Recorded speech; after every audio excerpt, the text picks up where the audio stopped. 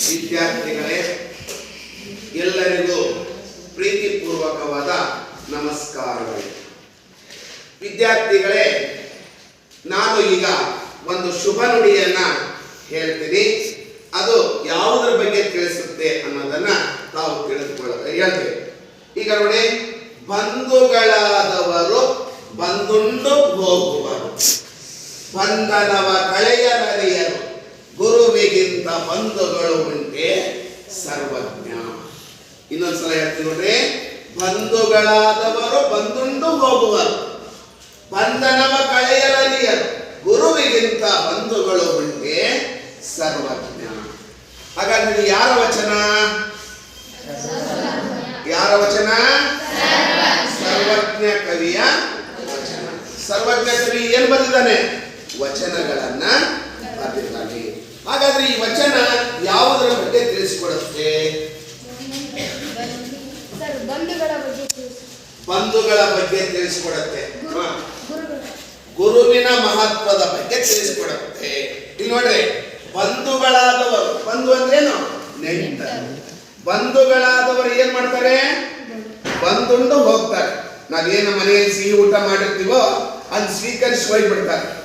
ಬಂಧನವ ಕಳೆಯಲರಿಯರು, ನಮ್ಮ ಸಂಕೋಲೆಗಳನ್ನ ದೂರ ಮಾಡಲ್ಲ ಅಂತ. ನಮ್ಮ ಬಂಧನಗಳನ್ನ ದೂರ ಮಾಡ್ತಕ್ಕಂಥವ್ರು ಯಾರಪ್ಪ ಅಂದ್ರೆ ಗುರುವಿಗಿಂತ ಬಂಧುಗಳು ಉಂಟೆ ಸರ್ವಜ್ಞ.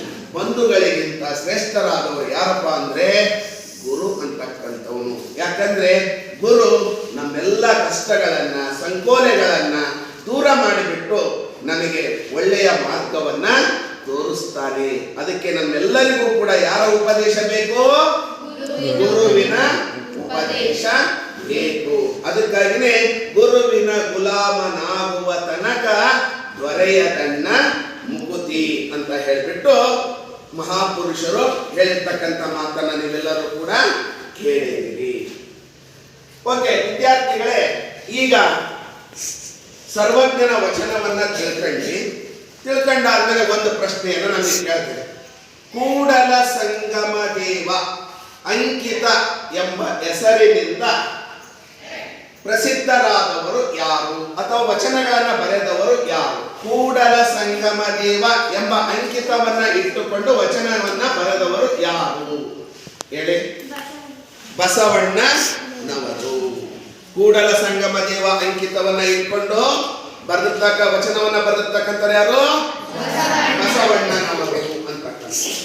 ಈಗ ಇಲ್ಲಿ ನಾವು ಒಬ್ಬ ವ್ಯಕ್ತಿಯ ಭಾವಚಿತ್ರವನ್ನ ತೋರಿಸ್ತೀವಿ. ಇದು ಯಾರು ಅನ್ನೋದನ್ನ ಕೇಳಬೇಕು. ನೀವು ಅದೆಲ್ಲ ಪಕ್ಕ ಸಾಮಾನುಗಳಿದಾವೆ, ಎಲ್ಲ ವೀಕ್ಷಣೆ ಮಾಡಬೇಕು. ಇದು ಯಾರು ಅನ್ನೋದು.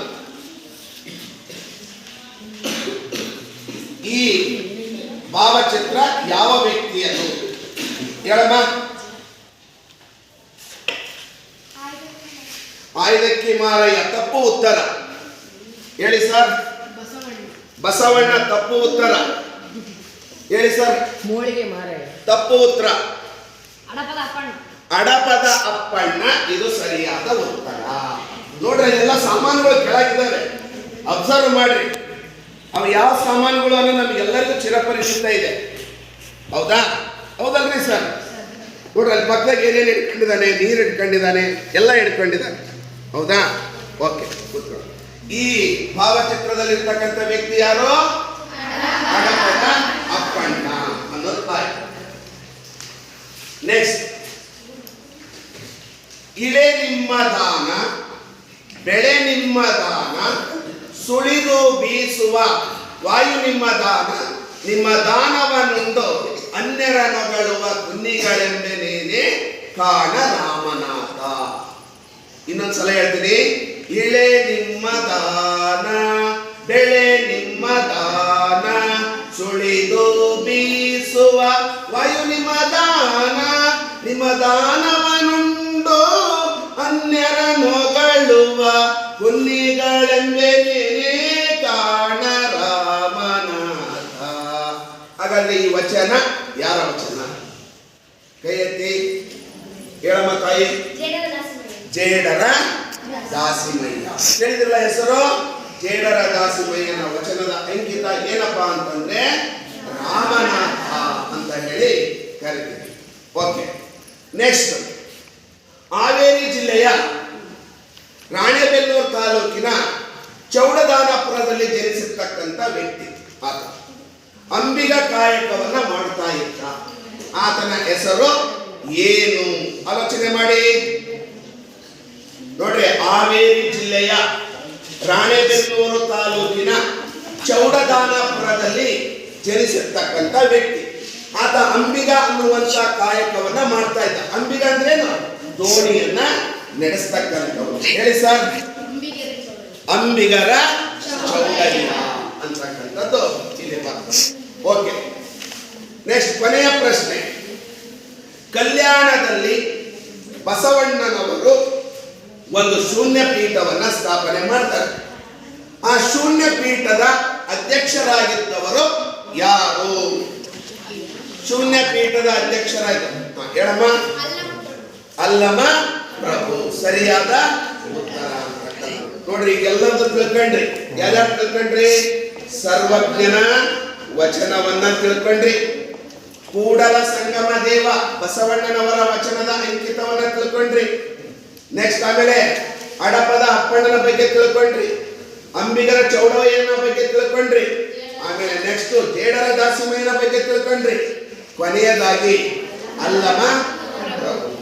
ಅಲ್ಲಮ ಪ್ರಭುವಿನ ವಚನದ ಅಂಕಿತ ಏನು? ಗುಹೇಶ್ವರ ಅನ್ನೋದು ಈತನ ವಚನದ ಅಂಕಿತ. ಹಾಗಾದ್ರೆ ನಾವು ಇಂದಿನ ತರಗತಿಯಲ್ಲಿ ಅಲ್ಲಮ ಪ್ರಭು ಬರೆದಿರ್ತಕ್ಕಂಥ ವಚನಗಳಲ್ಲಿ ಒಂದನ್ನ ನಾವು ಇವತ್ತಿನ ತರಗತಿಯಲ್ಲಿ ಅಭ್ಯಾಸವನ್ನ ಮಾಡೋಣ ಅಂತ. ಹಾಗಾದ್ರೆ ಇವತ್ತು ನಾವು ತಿಳ್ಕೊಳ್ತಕ್ಕಂಥದ್ದು ಯಾವ್ದಪ್ಪ ಪಾಠ ಅಂದ್ರೆ ವಚನಾಮೃತ ಶೀರ್ಷಿಕೆ ಅಡಿಯಲ್ಲಿ ಬರೆದಿರ್ತಕ್ಕಂಥ ಅಲ್ಲಮ ಪ್ರಭುವಿನ ವಚನವನ್ನ ಅಭ್ಯಾಸ ಮಾಡೋಣ. ಇವತ್ತಿನ ಪಾಠ ಯಾವುದು? ವಚನಾಮೃತ. ಈ ಶೀರ್ಷಿಕೆ ಅಡಿಯಲ್ಲಿ ಎಷ್ಟು ಮಂದಿ ವಚನಗಳನ್ನ ಇಟ್ಟಿದ್ದಾರೆ? ಎಷ್ಟು ಶರಣರ ವಚನಗಳನ್ನ ಇಟ್ಟಿದ್ದಾರೆ? ಶರಣರ ವಚನಗಳನ್ನ ಇಟ್ಟಿದ್ದಾರೆ. ಅದರಲ್ಲಿ ಮೊದಲನೇ ಶರಣರ ವಚನ ಯಾವುದು? ಇವತ್ತಿನ ದಿನ ನಾವು ಅಲ್ಲಮ ಪ್ರಭುವಿನ ವಚನವನ್ನ ತಿಳಿದುಕೊಳ್ಳೋಣ.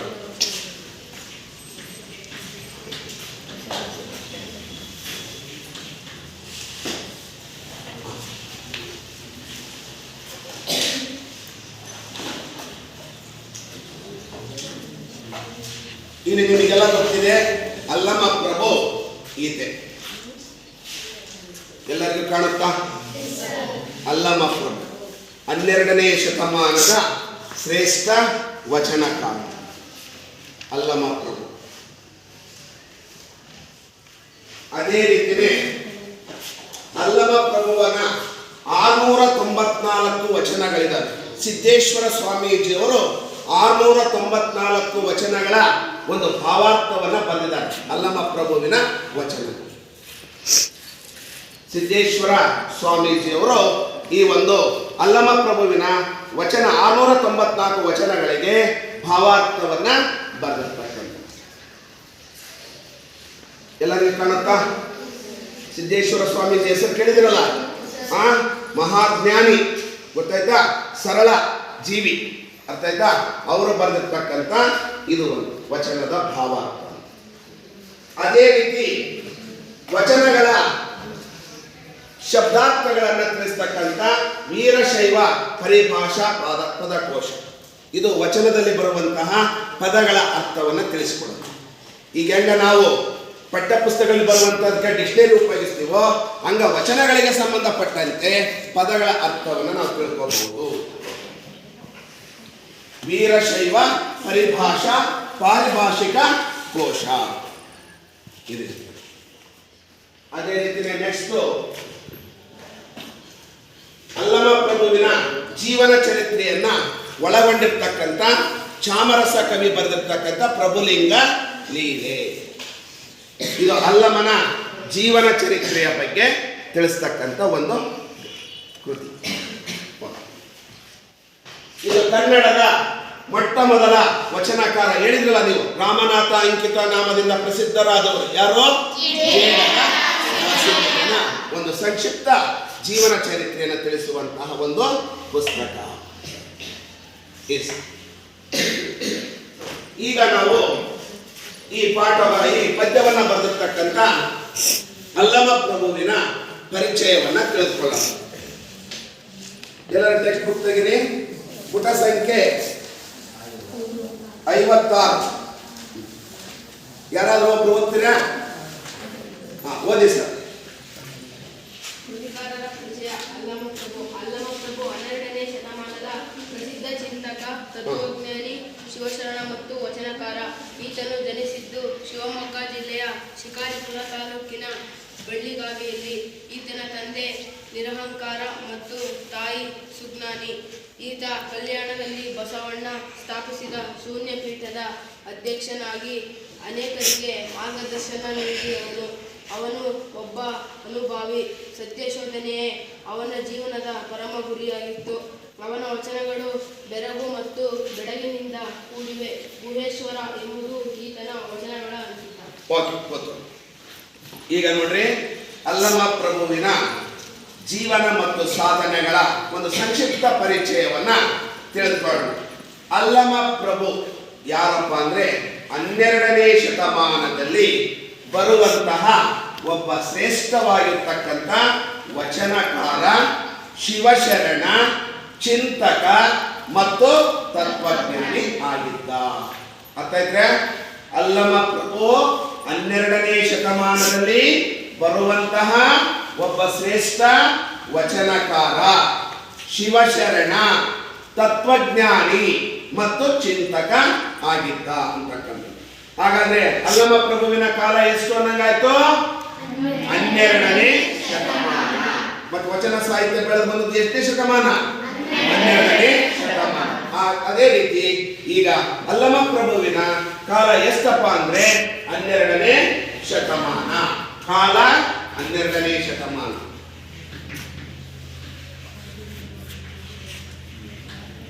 ಯಾಕಂದ್ರೆ ಈತ ಹುಟ್ಟಿರ್ತಕ್ಕಂಥ ಡೇಟು ಕರಾರುವಕ್ಕಾಗಿ ನಮಗೆ ಸಿಕ್ಕಿಲ್ಲ. ಅರ್ಥ ಆಯ್ತಾ? ಅದಕ್ಕಾಗಿನೇ ಇವತ್ತು ನಾವು ಕರಾರುವಕ್ಕದಿಂದ 12ನೇ ಶತಮಾನ ಅಂತ ಹೇಳಿ ಹೇಳ್ಬೇಕಾಗುತ್ತೆ. ಅಲ್ಲಮ ಪ್ರಭುವಿನ ಕಾಲ ಎಷ್ಟನೇ ಶತಮಾನ? 12ನೇ ಶತಮಾನ. ಈತ ಪ್ರಸಿದ್ಧ ಚಿಂತಕ. ಚಿಂತಕ ಅಂದ್ರೇನು? ದೇಶದ ಭವಿಷ್ಯದ ಬಗ್ಗೆ, ಸಮಾಜದ ಆಗುಹೋಗುಗಳ ಬಗ್ಗೆ ಆಲೋಚನೆಗಳನ್ನ ಮಾಡ್ತಕ್ಕಂಥವನನ್ನ ನಾವೇನಂತ ಕರಿತೀವಿ? ಚಿಂತಕ ಅಂತೇಳಿ ಕರಿತೀವಿ. ಮುಂದಿನ ಆಗುಹೋಗುಗಳ ಬಗ್ಗೆ ಆಲೋಚನೆಯನ್ನ ಮಾಡುವಂತಹ ವ್ಯಕ್ತಿಯನ್ನೇ ನಾವೇನಂತ ಕರಿತೀವಿ? ಚಿಂತಕ. ಅಲ್ಲಮ ಪ್ರಭು ಇವತ್ತು ಸಮಾಜದಲ್ಲಿ ಮನೆ ಮಾಡಿಕೊಂಡಿರ್ತಕ್ಕಂಥ ಅನಿಷ್ಟ ಪದ್ಧತಿಗಳನ್ನ ಒಡೆದೋಡಿಸಲು ಅನೇಕ ರೀತಿಯ ಆಲೋಚನೆಗಳನ್ನ, ಚಿಂತನೆಗಳನ್ನ ಮಾಡಿರ್ತಕ್ಕಂಥ ವ್ಯಕ್ತಿ. ತತ್ವಜ್ಞಾನಿ ನೋಡ್ರಿ, ತತ್ವಜ್ಞಾನವನ್ನ ಬಲ್ಲವನಾಗಿದ್ದ. ತತ್ವಜ್ಞಾನ ಅಂದ್ರೆ ಏನಪ್ಪ? ಸತ್ಯದ ಜ್ಞಾನ ಅಂತ ಹೇಳಿ ಕರಿತೀವಿ. ಶಿವಶರಣ, ಶರಣ ಅಂದ್ರೇನು? ಅರಿವು, ಆಚಾರಗಳನ್ನ ಇಟ್ಕೊಂಡು ಬದುಕ್ತಕ್ಕಂಥ ವ್ಯಕ್ತಿಯನ್ನು ನಾವೆಂತ ಕರಿತೀವಿ? ಶರಣರು. ನೋಡ್ರಿ, ಶರಣರೆಲ್ಲರೂ ಕೂಡ ನುಡಿದಂತೆ ನಡೆದು ತೋರಿಸಿದವರು. ಹೌದಾ? ಅವ್ರದ ಮಾತು ಒಂದೇ ಆಗಿತ್ತು, ಕೃತಿನೂ ಕೂಡ ಒಂದೇ ಆಗಿತ್ತು. ಅಂತವರಿಗೆ ಮಾತ್ರ ನಾವೇನಂತ ಕರಿತೀವಿ? ಶರಣರು ಅಂತೇಳಿ ಕರಿತೀವಿ. ನುಡಿದಂತೆ ನಡೆದು ತೋರಿಸಿದವರನ್ನ ಮಾತ್ರ ನಾವೇನಂತ ಕರಿತೀವಿ? ಶರಣರು. ನಡೆ ಮತ್ತು ನುಡಿಯಲ್ಲಿ ವ್ಯತ್ಯಾಸ ಇತ್ತು ಅಂದ್ರೆ ಸಾಮಾನ್ಯರು ಆಗ್ತೀವಿ. ಮತ್ ನಾವೆಲ್ಲರೂ ಏನಾಗಬೇಕು? ಶರಣರಾಗಬೇಕು. ಶರಣರಾಗಬೇಕಂದ್ರೆ ನೀವೇನ್ ಮಾಡಬೇಕು? ನುಡಿದಂತೆ. ಪ್ರಸ್ತುತ ದಿನಮಾನದಲ್ಲಿ ನುಡಿದಂತೆ ನಡೆದು ತೋರಿಸ್ತಕ್ಕಂಥವ್ರು ಇದಾರ? ಇಲ್ಲವೇ ಇಲ್ಲ. ಅರ್ಥ ಆಯ್ತಾ? ಓಕೆ. ಹಾಗಾದ್ರೆ ಈತ ವಚನಕಾರನು ಕೂಡ ಹೌದು. ಈತ ಒಟ್ಟು 694 ವಚನಗಳನ್ನ ಬರೆದಿದ್ದಾರೆ. ಅಲ್ಲಮ ಪ್ರಭು ಎಷ್ಟು ವಚನಗಳನ್ನ ಬರೆದಿದ್ದಾರೆ?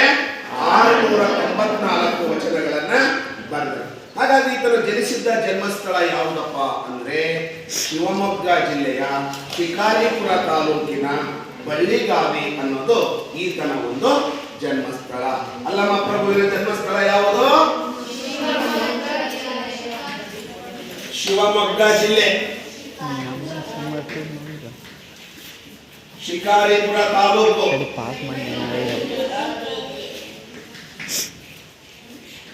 ಬಳ್ಳಿಗಾವೆ ಅನ್ನೋದು ಇವರ ಜನ್ಮಸ್ಥಳ.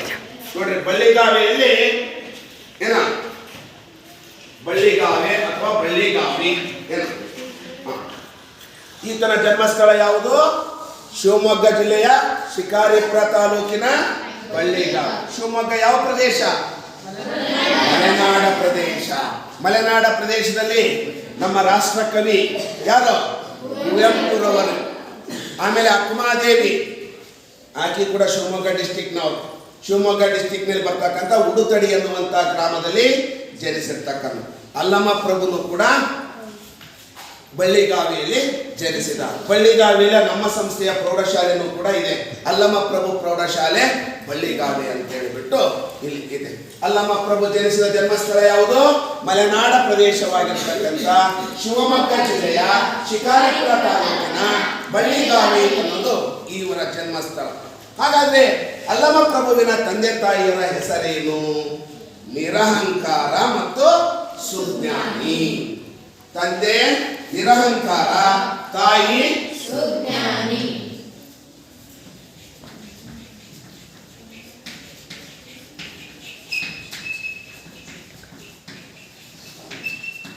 ಸುಜ್ಞಾನಿ. ನೋಡ್ರಿ, ತಂದೆ ನಿರಹಂಕಾರ, ತಾಯಿ ಸುಜ್ಞಾನಿ.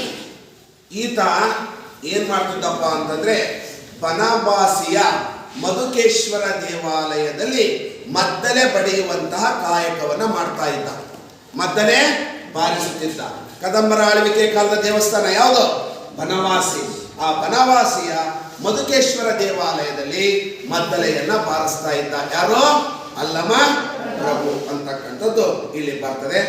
ಮುಂದೆ ಈತ ಮಹಾಜ್ಞಾನಿ ಆಗಿರೋದ್ರಿಂದ ಅಲ್ಲಮ ಪ್ರಭುವನ್ನ ಬಸವಣ್ಣನವರು ಏನ್ ಮಾಡ್ತಾರಪ್ಪ ಅಂದ್ರೆ ಕಲ್ಯಾಣದಲ್ಲಿ ಒಂದು ಧಾರ್ಮಿಕ ಸಂಸ್ಥೆಯನ್ನ ಸ್ಥಾಪನೆ ಮಾಡ್ತಾರೆ. ಅದನ್ನೇ ನಾವು ಅನುಭವ ಮಂಟಪ ಅಥವಾ ಶೂನ್ಯ ಪೀಠ.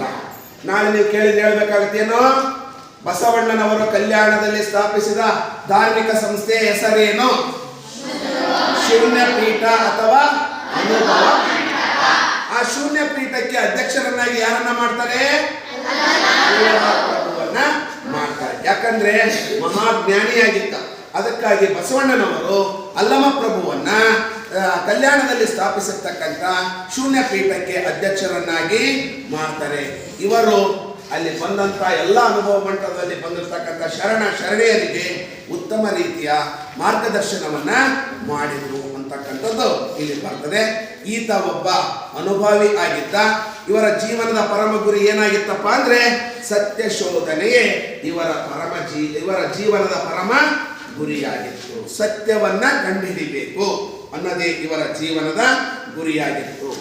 ಇವರ ವಚನಗಳು ಏನಾಗಿದವಪ್ಪ ಅಂದ್ರೆ ಬೆರಗು ಮತ್ತು ಬೆಡಗಿನಿಂದ ಕೂಡಿರೋದ್ರಿಂದಲೇ ಅಲ್ಲಮ ಪ್ರಭುವನ್ನ ನಾವು ಬೆಡಗಿನ ವಚನಕಾರ ಅಂತೇಳಿ ಕರೀತಾರೆ. ನಾಳೆ ಒಂದಂಕದ ಪ್ರಶ್ನೆ ಕೇಳಬಹುದು, ಯಾರನ್ನ ನಾವು ಬೆಡಗಿನ ವಚನಕಾರ ಎಂದು ಕರೆಯುತ್ತೇವೆ? ಅಲ್ಲಮ ಪ್ರಭು ದೇವರನ್ನ ನಾವು ಬೆಡಗಿನ ವಚನಕಾರ ಎಂದು ಕರೆಯುತ್ತೇವೆ. ಹಾಗಾದ್ರೆ ಈತನ ವಚನಗಳ ಅಂಕಿತ ಯಾವುದಪ್ಪ ಅಂದ್ರೆ ಗುಹೇಶ್ವರ ಅನ್ನೋದು ಈತನ ವಚನಗಳ ಅಂಕಿತ.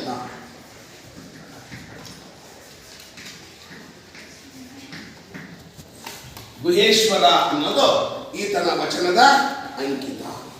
ಅಲ್ಲಮ ಪ್ರಭುವಿನ ವಚನದ ಅಂಕಿತ ಏನು? ಇಷ್ಟು ಇವರ ಒಂದು ಸಂಕ್ಷಿಪ್ತ ಪರಿಚಯ. ಒಂದ್ಸಲ ನೆನಪು ಮಾಡಿಕೊಂಡ್ಬಿಡೋಣ. ವಚನಾಮೃತ ಶೀರ್ಷಿಕೆ ಅಡಿಯಲ್ಲಿ 4 ಶಿವಶರಣರ ವಚನಗಳನ್ನು ನಿಮ್ಮ ಅಭ್ಯಾಸಕ್ಕೆ ಇಟ್ಟಿದ್ದಾರೆ. ಮೊದಲನೇ ವಚನಕಾರ ಯಾರ್ದು? ಅಲ್ಲಮ ಪ್ರಭು. ಹಾಗಾದ್ರೆ ಅಲ್ಲಮ ಪ್ರಭು ಯಾರು? ಅಲ್ಲಮ ಪ್ರಭು ಯಾರು? 12ನೇ ಶತಮಾನದ ವಚನಕಾರ, ತತ್ವಜ್ಞಾನಿ, ಚಿಂತಕ, ಶಿವಶರಣ ಆಗಿದ್ದ. ಹಾಗಾದ್ರೆ ಈತ ಬದುಕಿರ್ತಕ್ಕಂಥ ಕಾಲ ಎಷ್ಟನೇ ಶತಮಾನ? ಹಾಗಾದ್ರೆ ಈತನ ಜನ್ಮಸ್ಥಳ ಯಾವುದು?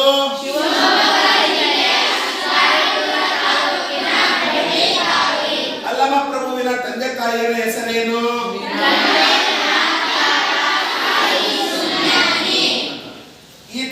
ಈತನ ವಚನದ ಅಂಕಿತ ಏನು? ಇರುವಂತಹ ಅಂಕಿತವನ್ನು ಕಲ್ಯಾಣದಲ್ಲಿ ಬಸವಣ್ಣನವರು ಸ್ಥಾಪಿಸಿದ ಶೂನ್ಯ ಪೀಠಕ್ಕೆ ಅಧ್ಯಕ್ಷರಾಗಿದ್ದವರು ಯಾರು? ದೇವ ಒಟ್ಟು ಎಷ್ಟು ವಚನಗಳನ್ನು ಬರೆದಿದ್ದಾರೆ? ವಚನಗಳು ಬರೆದಿದ್ದಾರೆ. ಅವರ ವಚನಗಳ ಒಂದು ತಾತ್ಪರ್ಯ ಇದರಲ್ಲಿ ಇದೆ ಅಂತಕ್ಕಂಥದ್ದನ್ನ ನಾವು ಹೌದಾ? ಈ ಕಡೆ ಈಗ ಆಶಯವನ್ನ ನೋಡ್ತಾ ಹೋಗೋಣ. ಆಶಯ ನೋಡ್ರಿ, ತಂದೆ ತಾಯಿ ಗುರುಗಳಿಗೆ ದೈವತ್ವದ ಸ್ಥಾನಮಾನ ನೀಡಿರುವ ಸಂಸ್ಕೃತಿ ನಮ್ಮದು.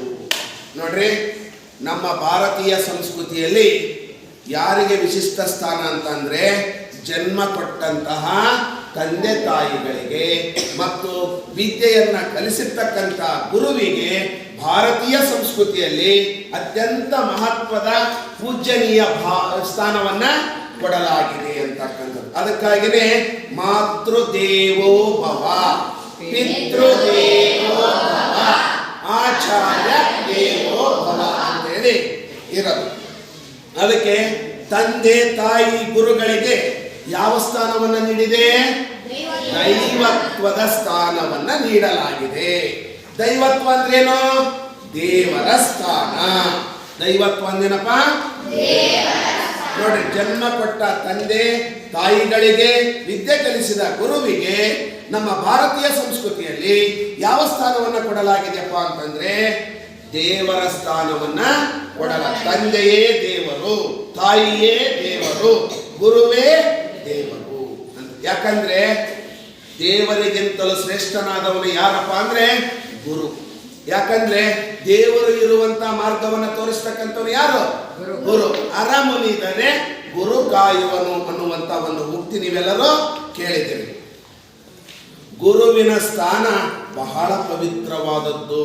ನೋಡ್ರಿ, ಸಮಾಜದಲ್ಲಿ ಅತ್ಯಂತ ಪವಿತ್ರವಾದ ಸ್ಥಾನ ಯಾರಪ್ಪ ಅಂದ್ರೆ ಗುರು. ಗುರು ಅಂತಕ್ಕಂಥವನು ಸಮಾಜಕ್ಕೆ ಏನಾಗಿರಬೇಕು? ಮಾದರಿಯಾಗಿರಬೇಕು, ಕನ್ನಡಿಯಾಗಿರಬೇಕು. ಯಾಕಂದ್ರೆ ಸಮಾಜದಲ್ಲಿ ಯಾರಿಗೆ ಹೆಚ್ಚು ಸ್ಥಾನವನ್ನು ಕೊಡಲಾಗಿದೆ? ಗುರುವಿನಿಗೆ ಹೆಚ್ಚು ಮಹತ್ವದ ಸ್ಥಾನವನ್ನ ಕೊಡಲಾಗಿದೆ. ಗುರುವಿಗೆ ಸೃಷ್ಟಿ ಸ್ಥಿತಿ ಲಯಕಾರರಾದ ಬ್ರಹ್ಮ ವಿಷ್ಣು ಮಹೇಶ್ವರ ಸ್ಥಾನವನ್ನ ನೀಡಿ ಗೌರವಿಸಲಾಗಿದೆ. ನೋಡ್ರಿ, ಗುರುವಿಗೆ ತ್ರಿಮೂರ್ತಿಗಳ ಸ್ಥಾನವನ್ನ ನೀಡಲಾಗಿದೆ. ಸರ್, ತ್ರಿಮೂರ್ತಿಗಳಂದ್ರೆ ಯಾರು? ಬ್ರಹ್ಮ ವಿಷ್ಣು ಮಹೇಶ್ವರ. ಈ ಸೃಷ್ಟಿ ಸ್ಥಿತಿ ಲಯಗಳಿಗೆ ಕಾರಣಕರ್ತರಾಗಿರ್ತಕ್ಕಂಥ ಗುರು ಬ್ರಹ್ಮ ವಿಷ್ಣು ಮಹೇಶ್ವರರ ಸ್ಥಾನವನ್ನ ಯಾರಿಗೆ ಕೊಡಲಾಗಿದೆ? ಗುರುವಿಗೆ ಕೊಡಲಾಗಿದೆ ಅಂತಕ್ಕಂಥದ್ದು ಇಲ್ಲಿ ಬರ್ತದೆ. ಏಕೆಂದರೆ ಯಾಕೆ ಗುರುವಿಗೆ ಅಷ್ಟು ಮಹತ್ವದ ಸ್ಥಾನವನ್ನ ಕೊಡಲಾಗಿದೆಯಪ್ಪ ಅಂತಂದ್ರೆ ಶಿಷ್ಯರಿಗೆ ಸಂಸ್ಕಾರವನ್ನ ಕಲಿಸ್ತಕ್ಕಂಥದ್ದು. ಸಂಸ್ಕಾರವನ್ನು ಕೊಡ್ತಕ್ಕಂಥವ್ರು ಮೊದಲು ಯಾರು? ತಾಯಿ. ತಾಯಿಯ ನಂತರ ಸಂಸ್ಕಾರವನ್ನು ಕೊಡ್ತಕ್ಕಂಥವ್ರು ಯಾರು? ಗುರು ಅಂತಕ್ಕಂಥ. ಸಂಸ್ಕಾರ ಕೊಡ್ತಾನೆ, ಒಳ್ಳೆಯ ವಿದ್ಯೆಯನ್ನ ಕಲಿಸ್ಕೊಡ್ತಾನೆ, ಒಳ್ಳೆಯ ವಿನಯವನ್ನ ಕಲಿಸ್ಕೊಡ್ತಾನೆ ಮತ್ತು ಬದುಕುವ ಮಾರ್ಗವನ್ನ ತಿಳಿಸಿಕೊಡ್ತಾನೆ. ಅದಕ್ಕಾಗಿಯೇ ಸಮಾಜದಲ್ಲಿ ಗುರುವಿಗೆ ಮಹತ್ತರ ಸ್ಥಾನವನ್ನ ಕೊಡಲಾಗಿದೆ. ಗುರುವಿಗೆ ಯಾಕೆ ಮಹತ್ವದ ಸ್ಥಾನವನ್ನು ಕೊಡಲಾಗಿದೆಯಪ್ಪ ಅಂದ್ರೆ ನಮಗೆ ಒಳ್ಳೆಯ ಸಂಸ್ಕಾರ, ಒಳ್ಳೆಯ ವಿದ್ಯೆ, ಒಳ್ಳೆಯ ವಿನಯ ಮತ್ತು ಬದುಕುವ ಮಾರ್ಗವನ್ನು ತಿಳಿಸಿಕೊಡೋದ್ರಿಂದಲೇ ಇವತ್ತು ಗುರುವಿಗೆ ಒಂದು ಶ್ರೇಷ್ಠವಾದ ಸ್ಥಾನವನ್ನ ನೀಡಲಾಗಿದೆ. ಪರಿವರ್ತನೆ ಜಗದ ನಿಯಮ. ಹೌದಲ್ರಿ? ಬದಲಾವಣೆ ಅಂತಕ್ಕಂಥದ್ದು ಜಗದ ನಿಯಮ. ಪ್ರಕೃತಿಯಲ್ಲಿರ್ತಕ್ಕಂಥ ಎಲ್ಲ ವಸ್ತುಗಳು ಕೂಡ ಏನಾಗ್ತಾ ಹೋಗ್ತವೆ? ಬದಲಾವಣೆ ಆಗ್ತದೆ. ಯಾವ ಜಡತ್ವವನ್ನ ಪಡೆದುಕೊಂಡಿಲ್ಲ. ಅರ್ಥಾಯ್ತಾ? ಪ್ರಕೃತಿಯಲ್ಲಿರ್ತಕ್ಕಂಥ ಒಟ್ಟಾರೆಯಾಗಿ ಪರಿವರ್ತನೆ ಜಗದ ನಿಯಮ. ಇವತ್ತಿದ್ದದ್ದು ನಾಳಿರಲ್ಲ, ನಾಳಿದ್ದದ್ದು ನಾಳೆ. ದಿನೇ ದಿನೇ ಪ್ರಕೃತಿ ದಿನ ಜಗತ್ತಿನಲ್ಲಿ ಏನಾಗುತ್ತೆ? ಬದಲಾವಣೆ ಆಗುತ್ತೆ. ಕಾಲಗತಿಯಲ್ಲಿ ಎಲ್ಲವೂ ಪರಿವರ್ತನೆಗೊಳಪಡುತ್ತದೆ. ಕಾಲ ಉರುಳುತ್ತಾ ಹೋದಂತೆಲ್ಲ ಜಗತ್ತು ಕೂಡ ಏನಾಗುತ್ತೆ? ಬದಲಾವಣೆ ಆಗುತ್ತೆ. ನಮ್ಮ ಅಜ್ಜರ ಕಾಲ ಹೆಂಗಿತ್ತು, ನಮ್ಮ ಅಪ್ಪರ ಕಾಲ ಹೆಂಗಿತ್ತು, ನಮ್ಮ ಕಾಲ ಹೇಗಿದೆ? ಬದಲಾವಣೆ ಆಗಿದೆ ಅಲ್ರಿ? ನಮ್ಮ ಅಜ್ಜರ ಕಾಲದಲ್ಲಿ ಟಿವಿ ಇದ್ದಿಲ್ಲ, ಮೊಬೈಲ್ ಇದ್ದಿಲ್ಲ, ರೇಡಿಯೋ ಇದ್ದಿಲ್ಲ. ಅಪ್ಪನ ಕಾಲದಲ್ಲಿ ರೇಡಿಯೋ, ಟಿವಿ, ಸಿನಿಮಾ ಬಂತು. ಮಕ್ಕಳ ಕಾಲದಲ್ಲಿ ಮೊಬೈಲ್ ಬಂತು, ಕಂಪ್ಯೂಟರ್ ಬಂತು. ನೋಡ್ರಿ, ಇವತ್ತು ಕಾಲದಿಂದ ಕಾಲಕ್ಕೆ ಏನಾಗ್ತಾ ಇದೆ? ಬದಲಾವಣೆ ಆಗ್ತಾ ಇದೆ. ಯಾಕಂದ್ರೆ ಪರಿವರ್ತನೆ ಜಗದ ನಿಯಮ ಅಂತಕ್ಕಂಥದ್ದು ಇಲ್ಲಿ ಬರ್ತದೆ ಎಂಬುದನ್ನು ಗುರುವಿನ ಸ್ಥಾನ ಹಾಗೂ ಶಿಷ್ಯನ ಕಲಿಕಾ ಪ್ರವೃತ್ತಿಗಳು 4 ಯುಗಗಳಲ್ಲಿ ಹೇಗೆ ಪರಿವರ್ತನೆಯಾಗಿದೆ ಎಂಬುದನ್ನು ಮಾರ್ಮಿಕವಾಗಿ ಈ ವಚನದಲ್ಲಿ ಬಿಂಬಿತವಾಗಿದೆ.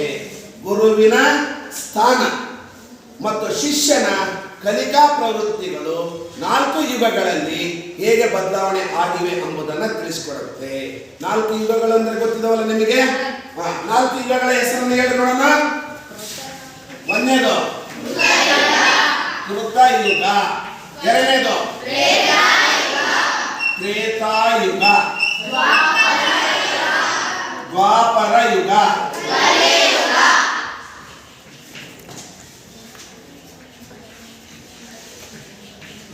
ಕಲಿಯುಗ. ಇವೇ 4 ಯುಗಗಳು. ಆ 4 ಯುಗಗಳಲ್ಲಿ ಗುರುವಿನ ಸ್ಥಾನಮಾನ ಮತ್ತು ಶಿಷ್ಯನ ಕಲಿಕಾ ಪ್ರವೃತ್ತಿಗಳು ಹೇಗಿದ್ವು ಅನ್ನೋದನ್ನ ತಿಳಿಸಿಕೊಡುತ್ತೆ. ಯಾವುದು? ಅಲ್ಲಮ ಪ್ರಭುವಿನ ವಚನ. ಅರ್ಥ ಆಯ್ತೇನಪ್ಪ? ಒಂದನೇದು ಆಶೆ ಏನಪ್ಪಾ ಅಂತಂದ್ರೆ ತಂದೆ, ತಾಯಿ ಮತ್ತು ಗುರುವಿಗೆ ಯಾವ ಸ್ಥಾನವನ್ನು ನೀಡಿ ಗೌರವಿಸಲಾಗಿದೆ? ದೇವರ ಸ್ಥಾನವನ್ನು ನೀಡಿ ಗೌರವಿಸಲಾಗಿದೆ ಅಂತಕ್ಕಂಥದ್ದು. ಅದರ ಜೊತೆಗೆ ತ್ರಿಮೂರ್ತಿಗಳ ಸ್ಥಾನವನ್ನು ಕೂಡ ಕೊಡಲಾಗಿದೆ. ತ್ರಿಮೂರ್ತಿಗಳಂದ್ರೆ ಯಾರ್ಯಾರು? ಮಹೇಶ್ವರ. ಯಾಕೆ? ಅವನಿಗೆ ನಮಗೆ ಒಳ್ಳೆಯ ಸಂಸ್ಕಾರ, ವಿದ್ಯೆ, ವಿನಯ, ಬದುಕುವ ಮಾರ್ಗವನ್ನ ಕಲಿಸಿಕೊಡ್ತಾನೆ ಅಂತಕ್ಕಂಥ. ಪರಿವರ್ತನೆ ಯಾವ ನಿಯಮವಾಗಿದೆ? ಜಗದ ನಿಯಮ ಆಗಿದೆ. ಈ 4 ಯುಗಗಳಲ್ಲಿ ಶಿಷ್ಯನ ಕಲಿಕಾ ಪ್ರವೃತ್ತಿಗಳು ಮತ್ತು ಗುರುವಿನ ಮನೋಧೋರಣೆಗಳು ಯಾವ ರೀತಿ ಬದಲಾವಣೆ ಆಗಿದ್ದಾವೆ ಅನ್ನೋದನ್ನ ಪ್ರಸ್ತುತ ವಚನ ಇದರಲ್ಲಿ ತಿಳಿಸಿ ಕೊಡ್ತದೆ ಅಂತಕ್ಕಂಥದ್ದನ್ನ ನಾವು ನೋಡ್ತೀವಿ. ಓದ್ತೀವಿ. ಈಗ ನೋಡ್ತಾ ಹೋಗೋಣ. ವಚನ ನೋಡ್ರಿ ಎಲ್ಲರೂ.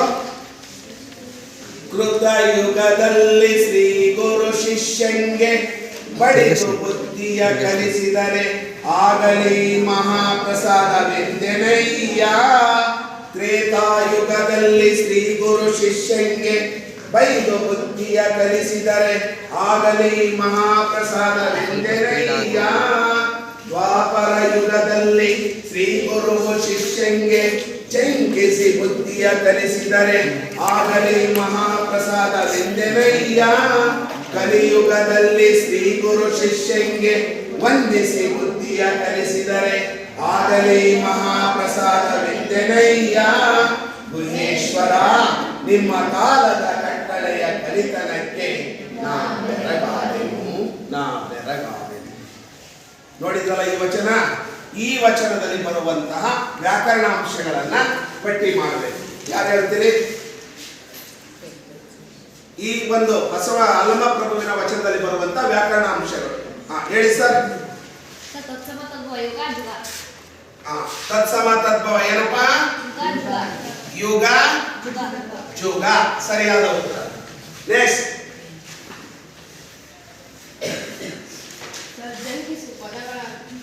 ಜಂಕಿಸು ಪದದ ಅರ್ಥ ಹೇಳಿ ಸರ್. ಗದರಿಸು ಅಥವಾ ಎದರಿಸು. ನೆಕ್ಸ್ಟ್ ಪದಗಳ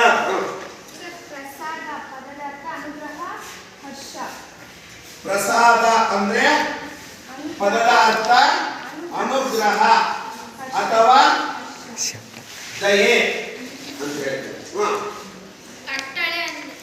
ಕಟ್ಟಳೆ ಪದದ ಅರ್ಥ ಪದ್ಧತಿ, ನಿಯಮ ಅಂತ ಹೇಳಿ ಕರಿತೀವಿ. ಬೆರಗು ಪದದ ಅರ್ಥ ಆಶ್ಚರ್ಯ. ವಂದಿಸು ಪದದ ಅರ್ಥ ನಮಸ್ಕರಿಸು.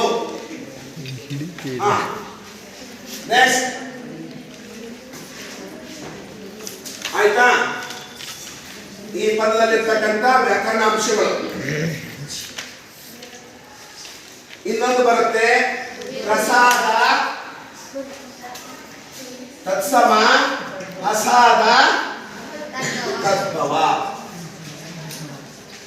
ನೆಕ್ಸ್ಟ್ ಅದೇ ರೀತಿ ಗುಹೇಶ್ವರ ಪದವನ್ನ ಬಿಡಿಸ್ಬೇಕು. ಯಾರು ಬಿಡಿಸ್ತೀರಿ? ನೋಡ್ರಿ ಕರೆಕ್ಟ್ ಆಗಿ ಗುಹೇಶ್ವರ ಪದವನ್ನ ಬಿಡಿಸ್ಬೇಕು. ಯಾರು ಬಿಡಿಸ್ತೀರಿ? ಗುಹೇಶ್ವರ ಪದವನ್ನ ಬಿಡಿಸಿ ಬರೆಯಿರಿ.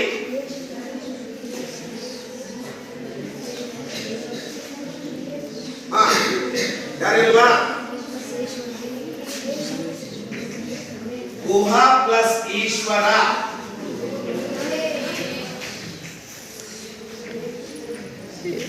ಇಲ್ಲಿ ನೋಡ್ರಿ, ಆಕಾರಕ್ಕೆ ಈಕಾರ ಪರವಾಗಿ ಬಿಟ್ಟು ಏಕಾರ ಆದೇಶವಾಗಿ ಬಂದಿದ್ರೆ ಯಾವ ಸಂಖ್ಯೆ ನೋಡೋಣ?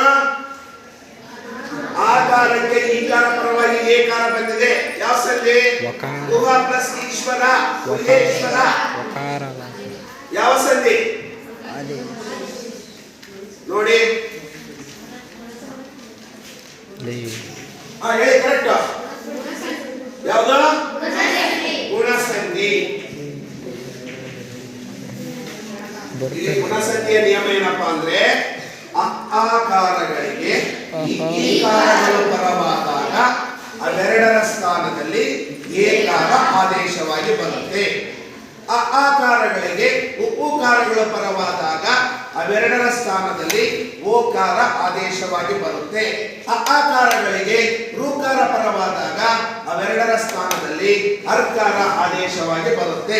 ಇದನ್ನೇ ನಾವು ಗುಣಸಂಧಿ ಅಂತ ಹೇಳ್ತಾರೆ. ನೋಡ್ರಿ, ಗುಹ ಪ್ಲಸ್ ಈಶ್ವರ ಗುಹೇಶ್ವರ, ಮಹಾ ಪ್ಲಸ್ ಈಶ ಮಹೇಶ, ಸುರ ಪ್ಲಸ್ ಇಂದ್ರ ಚಂದ್ರ ಪ್ಲಸ್ ಉದಯ ಮಹಾ ಪ್ಲಸ್ ಋಷಿ ಎಲ್ಲವೂ ಕೂಡ ಗುಣಸಂಧಿಗೆ ಉದಾಹರಣೆ. ಬೆರಗಾದೆನು ಈ ಪದವನ್ನು ಬಿಡಿಸ್ತೇವೆ. ಬೆರಗಾದೆನು ಹೇಳ.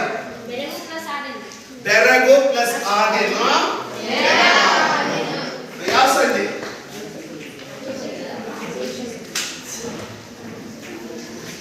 ಯಾವ ಸಂಧಪ್ಪ? ಬೆರಗು ಪ್ಲಸ್ ಆದೆನು, ಬೆರಗಾದೆನು. ಲೋಪ ಸಂಧಿ ಸರಿಯಾದ ಉತ್ತರ. ಭೂಲೋಪ ಆಗಿದೆ. ಭೂಲೋಪ ಆಗಿದೆ. ಸ್ವರದ ಮುಂದೆ ಸ್ವರವು ಬಂದು ಪೂರ್ವದ ಕೊನೆಯ ಸ್ವರ ಲೋಪವಾದರೆ ಅದನ್ನ ನಾವೇನಂತ ಕರಿತೀವಿ? ಲೋಪ ಸಂಧಿ. ಲೋಪ ಅಂದ್ರೇನು? ಬಿಟ್ಕೋದು. ಬೆರಗು ಪ್ಲಸ್ ಆದೆನು. ಇಷ್ಟು ಈ ಒಂದು ನುಡಿಯಲ್ಲಿ ಬರುವಂತಹ ವ್ಯಾಕರಣಾಂಶಗಳು. ಅರ್ಥ ಆಯ್ತಾ? ಒಂದ್ಸಲ ಓದಿ ನೋಡೋಣ. ಪ್ರಸಾದ, ಯುಗ, ಶಂಕಿಸು, ಪ್ರಸಾದ ಪದಾರ್ಥ, ಕಟ್ಟಳೆ ಪದಾರ್ಥ, ಬೆರಗು ಪದಾರ್ಥ, ವಂದಿಸು ಪದಾರ್ಥ. ಗುಹೇಶ್ವರ ಇದು ಯಾವ ಸಂಧಿಗೆ ಉದಾಹರಣೆ? ಬೆರಗಾದೆನು ಇದು ಯಾವ ಸಂಧಿಗೆ ಉದಾಹರಣೆ? ಓಕೆ. ಈಗ ವ್ಯಾಕರಣಾಂಶಗಳನ್ನ ಗುರುಸಿ ಆದ್ಮೇಲೆ ಈ ವಚನ ನಮಗೆ ಏನ್ ತಿಳಿಸ್ಕೊಡುತ್ತಪ್ಪ ಅಂತಂದ್ರೆ, ಗುರು ಶಿಷ್ಯರ ಬಾಂಧವ್ಯ 4 ಯುಗಗಳಲ್ಲಿ ಯಾವ ರೀತಿ ಇತ್ತು, ಗುರು ಶಿಷ್ಯರ ಬಾಂಧವ್ಯ ಯುಗದಿಂದ ಯುಗಕ್ಕೆ ಹೇಗಿತ್ತು ಅನ್ನೋದನ್ನ ತಿಳಿಸಿ ಕೊಡುತ್ತೆ. ಈ ವಚನ ಯಾವುದ್ರ ಬಗ್ಗೆ ತಿಳಿಸ್ಕೊಡುತ್ತಪ್ಪ? ಗುರು ಶಿಷ್ಯರ ನಡುವಿನ ಸಂಬಂಧ.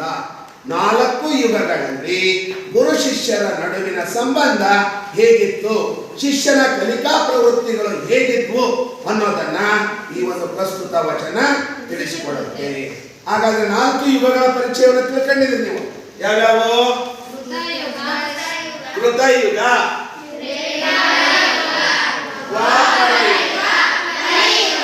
ಇವನ್ನೇ ನಾವು 4 ಅಂದ್ರೆ ಸೃಷ್ಟಿಯ ಕಾಲಮಾನಕ್ಕೆ ಅನುಗುಣವಾಗಿ ನಾವು 4 ಯುಗಗಳನ್ನ ಮಾಡಿದ್ದೀವಿ. ಮೊದಲನೇ ಯುಗ ಕೃತಯುಗ, ಎರಡನೇ ಯುಗ ತ್ರೇತಾಯುಗ, ಮೂರನೇ ಯುಗ ದ್ವಾಪರ ಯುಗ, 4ನೇ ಯುಗ ಕಲಿಯುಗ. ಹಾಗಾದ್ರೆ ಕೃತಯುಗ ಎಷ್ಟು ವರ್ಷಗಳಪ್ಪ ಅಂತಂದ್ರೆ 1,72,000 17,28,000 ವರ್ಷಗಳು. ನೋಡಿ, 17,28,000 ವರ್ಷಗಳು ಕೃತಯುಗ. ತ್ರೇತಾಯುಗ 12,96,000 ವರ್ಷಗಳು.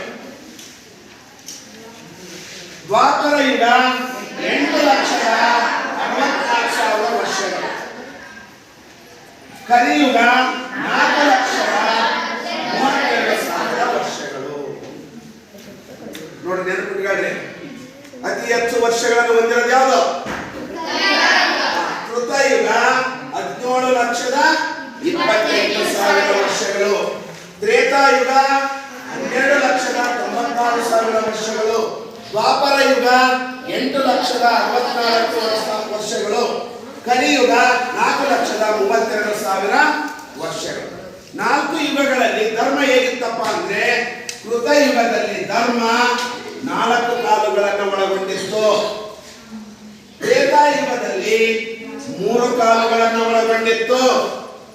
ದ್ವಾಪರ ಯುಗದಲ್ಲಿ 2 ಕಾಲುಗಳನ್ನು ಒಳಗೊಂಡಿತ್ತು. ಕಲಿಯುಗದಲ್ಲಿ 1 ಕಾಲನ್ನು ಒಳಗೊಂಡಿದೆ. ನೋಡ್ರಿ, 4 ಯುಗಗಳಲ್ಲಿ ಧರ್ಮ ಹೇಗಿತ್ತಪ್ಪ ಅಂದ್ರೆ, ಕೃತಯುಗದಲ್ಲಿ 4 ಕಾಲುಗಳನ್ನು ಒಳಗೊಂಡಿತ್ತು ಧರ್ಮ. ತ್ರೇತಾಯುಗದಲ್ಲಿ 3 ಕಾಲುಗಳನ್ನು ಒಳಗೊಂಡಿತ್ತು. ದ್ವಾಪರ ಯುಗದಲ್ಲಿ 2 ಕಾಲುಗಳನ್ನು ಒಳಗೊಂಡಿದೆ. ಕಲಿಯುಗದಲ್ಲಿ 1 ಕಾಲ. ನೋಡ್ರಿ, ಇವತ್ತು ಧರ್ಮ ಅನ್ನೋದು ಕಲಿಯುಗದಲ್ಲಿ ಕಣ್ಮರೆಯಾಗಿದೆ. ಎಲ್ಲಿ ನೋಡಿದ್ರು ಅಧರ್ಮ, ಕೊಲೆ, ಸುಲಿಗೆ, ಭ್ರಷ್ಟಾಚಾರ, ಕಳ್ಳತನ, ಮೋಸ ಇದೇ ಇರೋದು. ಧರ್ಮ ಅನ್ನೋದು ಕಣ್ಮರೆ ಆಗ್ತಾ ಇದೆ ಅಂತಕ್ಕಂಥದ್ದು. ಈಗ 4 ಯುಗಗಳ ಪರಿಚಯ ಆಯ್ತಲ್ಲ. ಈಗ 4 ಯುಗಗಳಲ್ಲಿ ಗುರುವಿನ ಸ್ಥಾನ ನೋಡ್ರಿ. ಕೃತಯುಗದಲ್ಲಿ ಶ್ರೀ ಗುರು ಶಿಷ್ಯಂಗೆ ಬಡಿದು ಬುದ್ಧಿಯ ಕಲಿಸಿದರೆ ಆಗಲಿ ಮಹಾಪ್ರಸಾದ ವಂದನೆಯ. ಅಂದ್ರೆ ಕೃತಯುಗದಲ್ಲಿ ಯಾರಿದ್ರಪ್ಪ ಅಂದ್ರೆ ದೇವಾನುದೇವತೆಗಳು ಇದ್ರು. ದೇವಾನುದೇವತೆಗಳು ಮನುಷ್ಯರನ್ನ ಕಂಟ್ರೋಲ್ನಲ್ಲಿ ಇಟ್ಕೊಂಡಿದ್ರು. ಈ ದೇವಾನುದೇವತೆಗಳು ಏನ್ ಮಾಡ್ತಿದ್ರಪ್ಪ ಅಂತಂದ್ರೆ, ಶ್ರೀ ಗುರು ಅಂತಂದ್ರೆ ಶ್ರೇಷ್ಠವಾದ ಗುರು. ಏನ ಕೃತಯುಗದಲ್ಲಿ ಶ್ರೀ ಗುರು ಶ್ರೇಷ್ಠವಾದ ಗುರು ಏನ್ ಮಾಡ್ತಾ ಇದ್ದ? ಒಡೆಯುವುದರ ಮೂಲಕ, ಬಡಿಯುವುದರ ಮೂಲಕ, ತನ್ನ ಹಸ್ತವನ್ನ ಶಿಷ್ಯನ ಮೇಲೆ ಇಡುವುದರ ಮೂಲಕ ಬುದ್ಧಿಯನ್ನ ಕಲಿಸ್ತಾ ಇದ್ದ. ಅರ್ಥನಪ್ಪ? ಕೃತಯುಗದಲ್ಲಿ ಶ್ರೀ ಗುರು ಶಿಷ್ಯನಿಗೆ ಒಡೆಯುವುದರ ಮೂಲಕ, ಬಡಿಯುವುದರ ಮೂಲಕ, ಗುರುವಿನ ಹಸ್ತವನ್ನ ಶಿಷ್ಯನ ತಲೆಯ ಮೇಲೆ ಇಡುವುದರ ಮೂಲಕ ಶಿಕ್ಷಣವನ್ನ ಕಲಿಸುವಂತಹ ವ್ಯವಸ್ಥೆ ಇತ್ತು. ಅದನ್ನ ಪ್ರಸಾದ ಅಂತೇಳಿ ಸ್ವೀಕರಿಸ್ತಿದ್ದ ಶಿಷ್ಯ. ಒಡಿತೀರ ಒಡೀರಿ, ಬಡಿತೀರ ಬಡೀರಿ, ನಿಮ್ಮ ಆಶೀರ್ವಾದ ಮಾಡ್ತೀರ ಆಶೀರ್ವಾದ, ನೀವು ಕೊಟ್ಟದ್ದನ್ನೆಲ್ಲ ನಾನು ಏನಂತ ಭಾವಿಸ್ತೀನಿ? ಪ್ರಸಾದ. ಈಗ ಗುಡಿಯಲ್ಲಿ ದೇವರ ಪ್ರಸಾದ ಕೊಟ್ಟಾಗ ಏನ್ ಮಾಡ್ತೀವಿ? ಪ್ರೀತಿಯಿಂದ ಸ್ವೀಕರಿಸಿ ನಾವು ತೆಗೆದುಕೊಳ್ತೀವಲ್ಲ, ಹಂಗ ಗುರುವು ಕೊಟ್ಟಂತಹ ನಾವು ಪ್ರಸಾದವನ್ನ ನಾನು ಪ್ರೀತಿಯಿಂದ ಸ್ವೀಕರಿಸುತ್ತೇನೆ ಅಂತಕ್ಕಂಥದ್ದನ್ನ ಹೇಳ್ತಾನೆ ಕೃತಯುಗದಲ್ಲಿ. ಅದೇ ದ್ವಾಪಾರ ಯುಗದಲ್ಲಿ ಶಿಷ್ಯನ ಕಲಿಕಾ ಧರ್ಮ ಏನಾಗುತ್ತೆ ನೋಡ್ರಿ. ತ್ರೇತಾಯುಗದಲ್ಲಿ ಶ್ರೀ ಗುರು ಶಿಷ್ಯನಿಗೆ ಬೈದ ಬುದ್ಧಿಯ ಕಲಿಸಿದರೆ ಆಗಲಿ ಮಹಾಪ್ರಸಾದ ವಂದನೆಯ. ತ್ರೇತಾಯುಗದಲ್ಲಿ ಬದಲಾವಣೆ ಆಯ್ತು. ಏನಾಯ್ತು? ಬೈದು ಬುದ್ಧಿಯ ಕಲಿಸೋದು. ಅಯ್ಯೋ, ನನಗೊಂದು ಸ್ವಲ್ಪ ಮಾನವೀಯತೆ ಐತಿ, ಶಿಷ್ಯನನ್ನ ಹೊಡಿಬಾರ್ದು, ಬೈದು ಬುದ್ಧಿವಾದ ಹೇಳೋಣ ಅಂತ ಹೇಳಿಬಿಟ್ಟು ಗುರು ಏನ್ ಮಾಡ್ದ? ತನ್ನ ಕಲಿಸುವ ಮಾರ್ಗವನ್ನ ಬದಲಾವಣೆ ಮಾಡಿಕೊಂಡ. ಏನ್ ಮಾಡಿದ? ಬೈಯುವುದರ ಮೂಲಕ. ಏನು, ಈಗ ಕೆಲವೊಂದು ಜೋರಾಗಿ ಬೈಬಿಟ್ರಪ್ಪ ಅಂದ್ರೆ ನಾವೇನ್ ಮಾಡ್ತೀವಿ? ಎದುರು ಬಿಡ್ತೀವಿ ಶಿಷ್ಯರು, ಹೌದಾ? ಆ ಬೈಯುವುದರ ಮೂಲಕ ಶಿಷ್ಯನಿಗೆ ಮಾರ್ಗದರ್ಶನವನ್ನ ಮಾಡಿದ. ಅಂದ್ರೆ ಇನ್ನೊಂದು ಅರ್ಥದಲ್ಲಿ ಏನ್ ಹೇಳ್ಬೇಕಂದ್ರೆ, ಶಿಷ್ಯನ ಕಿವಿಯಲ್ಲಿ ಮಂತ್ರಗಳ ಉಪದೇಶವನ್ನ ಮಾಡಿದ ಅನ್ನೋದು ಕೂಡ ಬರುತ್ತೆ. ದ್ವಾಪರ ಯುಗದಲ್ಲಿ ಶ್ರೀ ಗುರು ಶಿಷ್ಯಂಗೆ ಜಂಕಿಸಿ ಬುದ್ಧಿಯ ಕಲಿಸಿ. ಜಂಕಿಸಿ ಅಂದ್ರೇನು? ಎದರಿಸಿ, ಗದರಿಸಿ, ಬೆದರಿಸಿ ಕಲಿಸ್ತಕ್ಕಂಥದ್ದನ್ನ ನಾವು ಕಣ್ಣು ಬಿಟ್ಟು ಎದುರಿಸೋದು.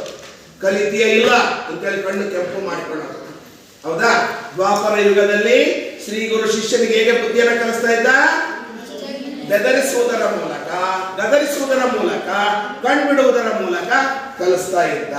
ಕಲಿಯುಗದಲ್ಲಿ ಶ್ರೀ ಗುರು ಶಿಷ್ಯಂಗೆ ವಂದಿಸಿ ನಮಸ್ಕರಿಸಿ ವಿದ್ಯೆಯನ್ನ ಕಲಿತು. ನೋಡ್ರಿ, ಇವತ್ತಿನ ಯುಗದಲ್ಲಿ ಸರ್ಕಾರ ಏನೆಲ್ಲ ಕಾನೂನನ್ನ ತಂದಿದೆ ನೋಡ್ರಿ. ಯಾವ ಮಕ್ಕಳನ್ನು ಒಡೆಯಂಗಿಲ್ಲ, ಯಾವ ಮಕ್ಕಳನ್ನು ಬೈಯಂಗಿಲ್ಲ, ಯಾವ ಮಕ್ಕಳನ್ನು ಕಣ್ಬಿಟ್ಟು ಎದುರಿಸಂಗಿಲ್ಲ ಅಂತೇಳಿ ಕಾನೂನು. 12ನೇ ಶತಮಾನದಲ್ಲಿನೇ ಅಲ್ಲಮ ಪ್ರಭು ಇವತ್ತು ಹೇಳಿರ್ತಕ್ಕಂಥದ್ದು ಇಂದಿಗೂ ಕೂಡ ಸತ್ಯ ಆಗಿದೆ ಅಂತಕ್ಕಂಥದ್ದು. ಕಲಿಯುಗದಲ್ಲಿ ಶ್ರೀ ಗುರು ಶಿಷ್ಯನಿಗೆ ಏನ್ ಮಾಡ್ತಾನೆ, ನೋಡಪ್ಪ ನಿನಗೆ ಪ್ರೀತಿಯಿಂದ ಪಾಠ ಹೇಳಿಕೊಡ್ತೀನಿ ಬಾರೋ ಅಂತ ಹೇಳಿಬಿಟ್ಟು ಮನೆ ಬಾಗಿಲಿಗೆ ಹೋಗಿ ಅವನು ಕರ್ಕೊಂಬಂದು ಪ್ರೀತಿಯಿಂದ ಹೇಳಿಕೊಡುವಂತ ಪದ್ಧತಿ ಇವತ್ತಿನ ಸ್ಥಿತಿ. ಇವತ್ತೇನಾದ್ರೂ ನಾವು ಒಡೆದು ಬಡ್ದು ಎದುರಿಸ್ತೀವಿ ಕಲಿಸ್ತೀವಿ ಅಂದ್ರೆ ನಿಮ್ಮ ಶಿಕ್ಷಣ ನಮಗೆ ಬೇಕಿಲ್ಲ. ಕಲಿಸೋದಾದ್ರೆ ಪ್ರೀತಿಯಿಂದ ಕಲಿಸಿ ಕಲಿತೀವಿ, ಒಡೆಯೋದು ಬಡಿಯೋದು ಎದುರಿಸೋದು ನಾವು ಬರಲ್ಲ ಅಂತ ಹೇಳಿಬಿಟ್ಟು ಇವತ್ತಿನ ಮಕ್ಕಳು ಬಡದ್ರಪ್ಪ ಅಂತ ಏನ್ ಮಾಡ್ತಾರೆ, ಕಂಪ್ಲೇಂಟ್ ಮಾಡ್ತಾರೆ. ಇವತ್ತು ಶಿಷ್ಯ ಅದನ್ನೆಲ್ಲವನ್ನ ಸಹಿಸಿಕೊಳ್ಳೋದಿಲ್ಲ ಅಂತಕ್ಕಂಥದ್ದು ಇಲ್ಲಿ ಬರ್ತದೆ. ಈ ಒಂದು ಗೃಹೇಶ್ವರ ನಿಮ್ಮ ಕಾಲದ ಕಟ್ಟಳೆಯ ಕಲಿತನಕ್ಕೆ ಬೆಳಗಾಗಲಿ. ಎಂಥ ಕಾಲ ಬಂದೋತಲ್ಲಪ್ಪ, ಏನೋ ಶ್ರೀ ಗುರು ಅಂತಕ್ಕಂಥವನು ತನ್ನ ಶಿಷ್ಯನಿಗೆ ವಂದಿಸಿ ಬುದ್ಧಿಯನ್ನ ಕಲಿಸ್ತಕ್ಕಂಥ ಕಾಲ ಬಂದೋತಲ್ಲ ಅಂತೇಳಿ ಆತ ಆ ಕಾಲದ ಕಟ್ಟಳೆಗೆ ಏನಾಗ್ತಾನೆ, ಆಶ್ಚರ್ಯಚಕಿತನಾಗ್ತಾನೆ. ಯಾರು? ಅಲ್ಲಮ ಪ್ರಭು. ಅಂದ್ರೆ ಪ್ರಭು ಯುಗದಿಂದ ಯುಗಕ್ಕೆ ಏನಾಗ್ತಾ ಇದೆಯಪ್ಪ ಅಂದ್ರೆ ಧರ್ಮವೂ ಕೂಡ ಕುಸಿತಾ ಬಂತು. ಆ ವಿದ್ಯಾರ್ಥಿಗಳಲ್ಲಿ ಮತ್ತು ಜನರಲ್ಲಿ ನೈತಿಕ ಮಟ್ಟವೂ ಕೂಡ ಕಡಿಮೆ ಆಗ್ತಾ ಬಂತು. ಇಂದಿನ ವಿದ್ಯಾರ್ಥಿಗಳಲ್ಲಿ ಗುರುವಿನ ಬಗ್ಗೆ ಪ್ರೀತಿ ಭಕ್ತಿನೂ ಇಲ್ಲ, ನೈತಿಕತೆ ಅಂತಕ್ಕಂಥದ್ದು ಇಲ್ಲ ಅಂತಕ್ಕಂಥದ್ದು ಈ ವಚನದಿಂದ ನಮಗೆ ತಿಳಿದು ಬರುತ್ತೆ ಅಂತಕ್ಕಂಥದ್ದು ಇಲ್ಲಿ ಬರ್ತದೆ. ಅರ್ಥ ಆಯ್ತಾ? ಈಗ ಇದ್ರ ಮೇಲೆ ಪ್ರಶ್ನೆಗಳನ್ನ ನೋಡೋದಾದ್ರೆ ನಾವು ಶ್ರೀ ಕೃತಯುಗದಲ್ಲಿ ಶ್ರೀ ಗುರು ಶಿಷ್ಯನಿಗೆ ಹೇಗೆ ಬುದ್ಧಿಯನ್ನ ಕಲಿಸ್ತಾ ಇದ್ದ? ಬಡಿದು ಬುದ್ಧಿಯನ್ನ ಕಲಿಸ್ತಾ ಇದ್ದ. ಅಲ್ಲಮ ಪ್ರಭುವಿನ ವಚನದ ಅಂಕಿತ ಏನು? ಗುಹೇಶ್ವರ ಅಂತಕ್ಕಂಥದ್ದು. ಕಲಿಯುಗದಲ್ಲಿ ಶ್ರೀ ಗುರು ಶಿಷ್ಯನಿಗೆ ಹೇಗೆ ಬುದ್ಧಿಯನ್ನ ಕಲಿಸ್ತಾ ಇದ್ದ? ಕೃತಯುಗದಲ್ಲಿ ಅಲ್ಲ, ಕಲಿಯುಗದಲ್ಲಿ ಶ್ರೀ ಗುರು ಶಿಷ್ಯನಿಗೆ ಹೇಗೆ ಬುದ್ಧಿಯನ್ನ ಕಲಿಸ್ತಾ ಇದ್ದ? ವಂದಿಸಿ ಬುದ್ಧಿಯನ್ನ ಕಲಿಸ್ತಾ ಇದ್ದ. ಒಟ್ಟಾರೆಯಾಗಿ ಅಲ್ಲಮ ಪ್ರಭುವಿನ ವಚನ ಆ ಗುರು ಶಿಷ್ಯರ ಬಾಂಧವ್ಯ ಹೇಗಿತ್ತು, ಶಿಷ್ಯನ ಕಲಿಕಾ ಪ್ರವೃತ್ತಿಗಳು ಹೇಗಿದ್ವು, ಮತ್ತೆ ಇಂದು ನೈತಿಕ ಅಧಪತನ ಹೇಗೆ ಆಗ್ತದೆ ಅನ್ನೋದನ್ನ ಈ ವಚನದ ಮೂಲಕ ನಾವು ತಿಳಿದುಕೊಂಡ್ವಿ. ಇದುವರೆಗೂ ನಾವು ಈ ಒಂದು ವಚನವನ್ನ ತಿಳ್ಕೊಂಡ್ವಿ. ಇನ್ನು ಮುಂದೆ ಇದಕ್ಕೆ ಸಂಬಂಧಪಟ್ಟಂತೆ ವಿದ್ಯಾರ್ಥಿಗಳ ಚಟುವಟಿಕೆಯನ್ನ ನೋಡೋಣ. ಎಲ್ಲರಿಗೂ ಬೆಳಗಿನ ಶುಭೋದಯಗಳು. ನನ್ನ ಹೆಸರು ಅಮೃತಶ್ರೀ, 8ನೇ ತರಗತಿ ಡಿ ವಿಭಾಗದಲ್ಲಿ ಓದುತ್ತಿದ್ದೇನೆ. ಇಂದಿನ ದಿನ ನಾವು ವಚನಾಮೃತ ಪದ್ಯದ ಮೇಲೆ ರಸಪ್ರಶ್ನೆ ಕಾರ್ಯಕ್ರಮವನ್ನು ನಡೆಸಿಕೊಡುತ್ತಿದ್ದೇವೆ. ಒಟ್ಟು 7 ಸುತ್ತುಗಳಿರುತ್ತವೆ. ಮೊದಲನೆಯ ಸುತ್ತು ಕವಿ ಪರಿಚಯದ ಸುತ್ತು, 2ನೇ ಸುತ್ತು ಪ್ರಶ್ನೋತ್ತರದ ಸುತ್ತು, 3ನೆಯ ಸುತ್ತು ಅಂಕಿತ ನಾಮಗಳ ಸುತ್ತು, 4ನೆಯ ಸುತ್ತು ಪದಗಳ ಅರ್ಥದ ಸುತ್ತು, 5ನೇ ಸುತ್ತು ಗುಂಪಿಗೆ ಸೇರಿದ ಪದದ ಸುತ್ತು, 6ನೇ ಸುತ್ತು ತತ್ಸಮ ತದ್ಭವದ ಸುತ್ತು, 7ನೇ ಸುತ್ತು ಭಾವಚಿತ್ರಗಳ ಸುತ್ತು. ಇಲ್ಲಿ ಒಟ್ಟು 4 ತಂಡಗಳಿವೆ. ಮೊದಲನೇ ತಂಡದ ಹೆಸರು ಕುವೆಂಪು ತಂಡ. ಕುವೆಂಪು ತಂಡದ ಪರಿಚಯ.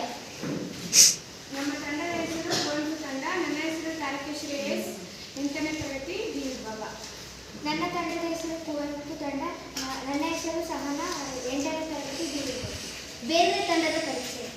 ನನ್ನ ಹೆಸರು ವರ್ಷದಿ. ನಮ್ಮ ತಂಡದ ಹೆಸರು ಬೇಂದ್ರೆ ತಂಡ. ನಾನು 8ನೇ ತರಗತಿ ಡಿ ವಿಭಾಗ. ನನ್ನ ಹೆಸರು ಗಗನ. ನನ್ನ ತಂಡದ ಹೆಸರು ಬೇಂದ್ರೆ ತಂಡ. 8ನೇ ತರಗತಿ ಡಿ ವಿಭಾಗದಲ್ಲಿ ಓದುತ್ತಿದ್ದೇನೆ. ಮಾಸ್ತಿ ತಂಡದ ಪರಿಚಯ. ನನ್ನ ತಂಡ ಮಾಸಿ ತಂಡ. ನನ್ನ ಹೆಸರು ಯಶವಂತ್ ಬಿಪಿ. ನನ್ನ 8ನೇ ತರಗತಿ ಡಿ ವಿಭಾಗ. ನನ್ನ ಹೆಸರು ಯತೀಶ್, 8ನೇ ತರಗತಿ ಡಿ ವಿಭಾಗದಲ್ಲಿ ಓದಿದ್ದೇನೆ. ನಮ್ಮ ತಂಡದ ಹೆಸರು ಕಾರಂತ ತಂಡ. ನನ್ನ ಹೆಸರು ದಿಲೀಪ್ ಬಿಯು. ನಾನು 8ನೇ ತರಗತಿ ಡಿ ವಿಭಾಗದಲ್ಲಿ ಓದುತ್ತಿದ್ದೇನೆ. ನಮ್ಮ ತಂಡದ ಹೆಸರು ಕಾರಂತ ತಂಡ. ನನ್ನ ಹೆಸರು ಚೇತನ್ರಿ. ನಾನು 8ನೇ ತರಗತಿ ಡಿ ವಿಭಾಗದಲ್ಲಿ ಓದಿದ್ದೇನೆ. ನೇರವಾದ ಪ್ರಶ್ನೆಗೆ 10 ಅಂಕಗಳಿರುತ್ತವೆ. ಆ ಪ್ರಶ್ನೆಯು ಪಾಸ್ ಆದರೆ 5 ಅಂಕಗಳನ್ನು ನೀಡಲಾಗುವುದು. ಮೊದಲನೇ ತಂಡಕ್ಕೆ, ಕುವೆಂಪು ತಂಡಕ್ಕೆ ನೇರವಾದ ಪ್ರಶ್ನೆ. ವಚನ ಸಾಹಿತ್ಯದಲ್ಲಿ ಯಾರನ್ನು ಬೆಳಗಿನ ವಚನಕಾರ ಎಂದು ಕರೆಯುತ್ತಾರೆ?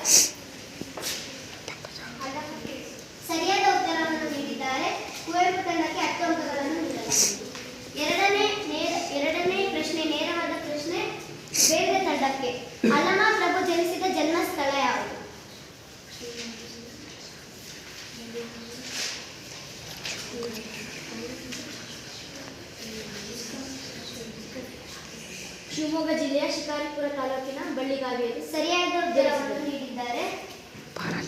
ಮಾಸ್ತಿ ತಂಡಕ್ಕೆ ನೇರವಾದ ಪ್ರಶ್ನೆ. ಬಸವಣ್ಣನವರು ಕಲ್ಯಾಣದಲ್ಲಿ ಸ್ಥಾಪಿಸಿದ ಧಾರ್ಮಿಕ ಸಂಸ್ಥೆಯ ಹೆಸರೇನು? ಶಿವಮೊಗ್ಗ ಇನ್ನೊಂದು ಅನುಭವ ಮಂಟಪ. ಸರಿಯಾದ ಉತ್ತರವನ್ನು ನೀಡಿದ್ದಾರೆ. ಕಾರಂತ ತಂಡಕ್ಕೆ ನೇರವಾದ ಪ್ರಶ್ನೆ. ವಚನ ಸಾಹಿತ್ಯದಲ್ಲಿ ಜ್ಞಾನಮೂರ್ತಿ, ವೈರಾಗ್ಯ ಮೂರ್ತಿ, ಭಕ್ತಿ ಮೂರ್ತಿ ಎಂದು ಹೆಸರಾದವರು ಯಾರು?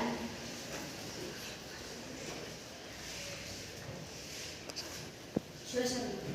ತಪ್ಪಾದ ಉತ್ತರವನ್ನು ನೀಡಿದ್ದಾರೆ. ಈ ಪ್ರಶ್ನೆಯನ್ನು ಕುವೆಂಪು ತಂಡಕ್ಕೆ ಪಾಸ್ ಮಾಡಲಾಗಿದೆ.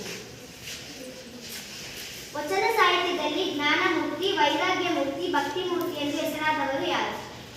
ಜ್ಞಾನಮೂರ್ತಿ ಅಲ್ಲಮ ಪ್ರಭು, ಭಕ್ತಿಮೂರ್ತಿ ಬಸವಣ್ಣ, ವೈರಾಗ್ಯಮೂರ್ತಿ ಅಕ್ಕಮಾದೇವಿ. ಸರಿಯಾದ ಉತ್ತರವನ್ನು ನೀಡಿದ್ದಾರೆ. ಈಗ ಪ್ರಶ್ನೋತ್ತರದ ಸುತ್ತು. ಕುವೆಂಪು ತಂಡಕ್ಕೆ ನೇರವಾದ ಪ್ರಶ್ನೆ. ಅಲ್ಲಮ ಪ್ರಭುವಿನ ಈ ವಚನ ಯಾರ ಸಂಬಂಧದ ಬಗ್ಗೆ ತಿಳಿಸಿಕೊಡುತ್ತದೆ? ಗುರು ಶಿಷ್ಯರ ಸಂಬಂಧದ ಬಗ್ಗೆ ತಿಳಿಸಿಕೊಡಿ. ಸರಿಯಾದ ಉತ್ತರವನ್ನು ನೀಡಿದ್ದಾರೆ. ಬೇಂದ್ರೆ ತಂಡಕ್ಕೆ ನೇರವಾದ ಪ್ರಶ್ನೆ. ಕಲಿಯುಗದಲ್ಲಿ ಶ್ರೀ ಗುರುವು ಶಿಷ್ಯನಿಗೆ ಹೇಗೆ ಬುದ್ಧಿಯನ್ನು ಹೇಳುತ್ತಿದ್ದರು? ಕಲಿಯುಗದಲ್ಲಿ ಶ್ರೀ ಗುರು ಶಿಷ್ಯನಿಗೆ ವಂದಿಸಿ ಬುದ್ಧಿ ಹೇಳುತ್ತಾರೆ. ಸರಿಯಾದ ಉತ್ತರವನ್ನು ನೀಡಿದ್ದಾರೆ. ಮಾಸ್ತಿ ತಂಡಕ್ಕೆ ನೇರವಾದ ಪ್ರಶ್ನೆ. ಕೃತಯುಗದಲ್ಲಿ ಶ್ರೀ ಗುರುವು ಶಿಷ್ಯನಿಗೆ ಹೇಗೆ ಬುದ್ಧಿಯನ್ನು ಕಲಿಸುತ್ತಿದ್ದರು? ಕೃತಯುಗದಲ್ಲಿ ಶ್ರೀ ಗುರು ಶಿಷ್ಯನಿಗೆ ಬಡಿದು ಬುದ್ಧಿಯನ್ನು ಹೇಳಿ. ಸರಿಯಾದ ಉತ್ತರವನ್ನು ನೀಡಿದ್ದಾರೆ. ಕಾರಂತ ತಂಡಕ್ಕೆ ನೇರವಾದ ಪ್ರಶ್ನೆ. ಕಾಲದ ಕಟ್ಟಳೆಯ ಕಲಿತನಕ್ಕೆ ಬೆರಗಾದವರು ಯಾರು?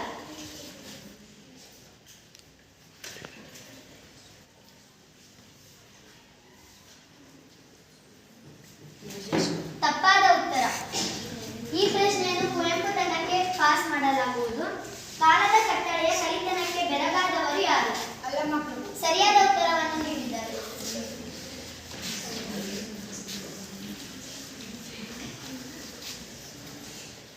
ಈಗ ಮೂರನೇ ಸುತ್ತದ ಅಂಕಿತ ನಾಮಗಳ ಸುತ್ತು. ಮೊದಲನೆಯ ಪ್ರಶ್ನೆ ಕುವೆಂಪು ತಂಡಕ್ಕೆ. ಅಲ್ಲಮ ಪ್ರಭುವಿನ ವಚನದ ಅಂಕಿತ. ಗುಹೇಶ್ವರ. ಸರಿಯಾದ ಉತ್ತರವನ್ನು ನೀಡಿದ್ದಾರೆ. ಎರಡನೇ ಬೇಂದ್ರೆ ತಂಡಕ್ಕೆ ನೇರವಾದ ಪ್ರಶ್ನೆ. ಅಮುಗೇಶ್ವರ ಇದು ಯಾರ ವಚನದ ಅಂಕಿತ?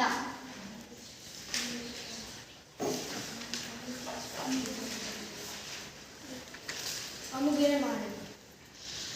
ತಪ್ಪಾದ ಉತ್ತರ.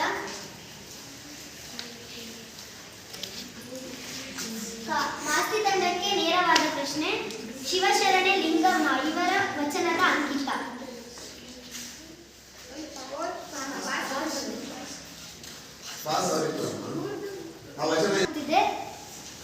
ಮಾಸ್ತಿ ತಂಡಕ್ಕೆ ಈ ಪ್ರಶ್ನೆಯು ಪಾಸ್ ಆಗಿದೆ. ಅಮುಗೇಶ್ವರ ಇದು ಯಾರ ವಚನದ ಅಂಕಿತ?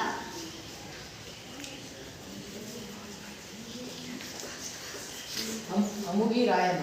ಸರಿಯಾದ ಉತ್ತರವನ್ನು ನೀಡಿದ್ದಾರೆ. ಮಾಸ್ತಿ ತಂಡಕ್ಕೆ ನೇರವಾದ ಪ್ರಶ್ನೆ. ಶಿವಶರಣೆ ಲಿಂಗಮ್ಮ ಇವರ ವಚನದ ಅಂಕಿತ.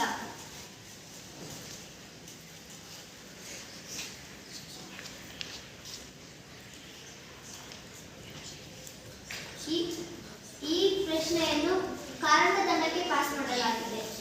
ಶಿವಶರಣೆ ಲಿಂಗಮ್ಮ ಇವರ ವಚನದ ಅಂಕಿತ.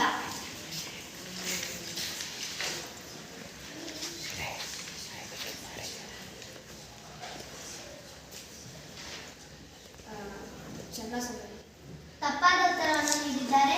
ಈ ಪ್ರಶ್ನೆಯನ್ನು ಕುವೆಂಪು ತಂಡಕ್ಕೆ ಪಾಸ್ ಮಾಡಲಾಗಿದೆ. ಶಿವಶರಣೆ ಲಿಂಗಮ್ಮ ಇವರ ವಚನದ ಅಂಕಿತ. ಅಪ್ಪಣ್ಣ ಪ್ರಿಯ ಚನ್ನಬಸವ. ಸರಿಯಾದ ಉತ್ತರವನ್ನು ನೀಡಿದ್ದಾರೆ. ಕುವೆಂಪು ತಂಡಕ್ಕೆ 5 ಅಂಕಗಳನ್ನು ನೀಡಲಾಗಿದೆ. ಈಗ ನೇರವಾದ ಪ್ರಶ್ನೆ ಕಾರಂತ ತಂಡಕ್ಕೆ. ರಾಮನಾಥ ಅಂಕಿತ ನಾಮದಿಂದ ಪ್ರಸಿದ್ಧರಾದವರು ಯಾರು? ಸರಿಯಾದ ಉತ್ತರವನ್ನು ನೀಡಿದ್ದಾರೆ. ಈಗ ಪದಗಳ ಅರ್ಥದ ಸುತ್ತು. ಕುವೆಂಪು ತಂಡಕ್ಕೆ ನೇರವಾದ ಪ್ರಶ್ನೆ. ಪ್ರಸಾದ ಪದದ ಅರ್ಥ. ದಯೆ, ಕರುಣೆ. ಸರಿಯಾದ ಉತ್ತರವನ್ನು ನೀಡಿದ್ದಾರೆ. ಎರಡನೇ ನೇರವಾದ ಪ್ರಶ್ನೆ ಬೇಂದ್ರೆ ತಂಡಕ್ಕೆ. ವಂದಿಸು ಪದದ ಅರ್ಥ. ನಮಸ್ಕರಿಸು. ಸರಿಯಾದ ಉತ್ತರವನ್ನು ನೀಡಿದ್ದಾರೆ. ಮೂರನೇ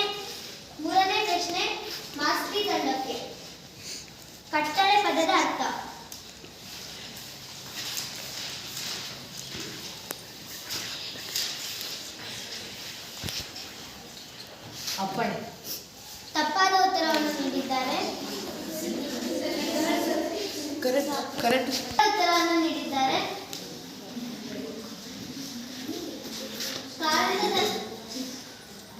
ಕಾರಣದ ತಂಡಕ್ಕೆ ನೇರವಾದ ಪ್ರಶ್ನೆ.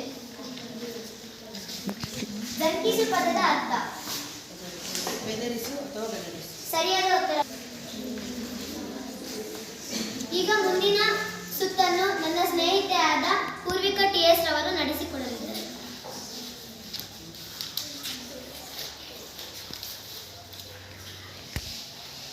ಐದನೇ ಸುತ್ತು ಗುಂಪಿಗೆ ಸೇರಿದ ಪದದ ಸುತ್ತು. ಕಾಮ, ಕ್ರೋಧ, ಧನ, ಲೋಭ.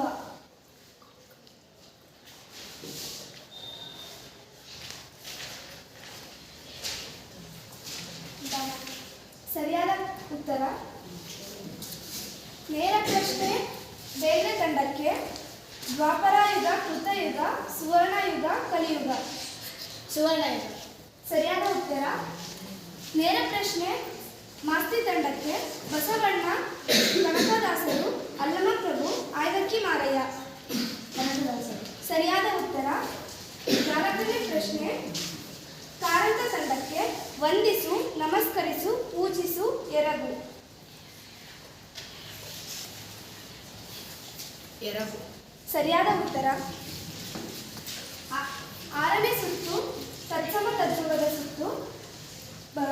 ನೇರ ಪ್ರಶ್ನೆ. ಕುವೆಂಪು ತಂಡಕ್ಕೆ ಯುಗ, ಯುಗ ಪದದ ತದ್ಭವ ರೂಪ. ಜುಗ. ಸರಿಯಾದ ಉತ್ತರ. ಎರಡನೇ ಪ್ರಶ್ನೆ. ಬೇಂದ್ರೆ ತಂಡಕ್ಕೆ ನೇರ ಪ್ರಶ್ನೆ. ಪ್ರಸಾದ ಪದದ ತದ್ಭವ ರೂಪ. ಪ್ರಸಾದ. ಸರಿಯಾದ ಉತ್ತರ.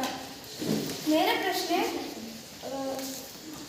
ಮಾಸ್ತಿ ತಂಡಕ್ಕೆ ಅಚ್ಚುರಿ ಪದದ ತತ್ಸಮ ರೂಪ.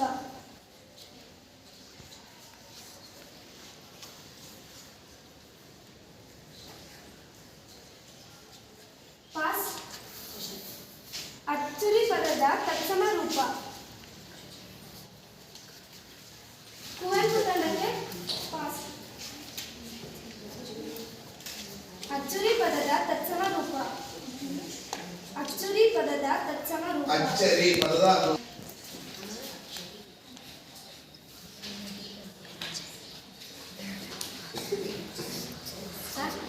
ಪಾಸ್.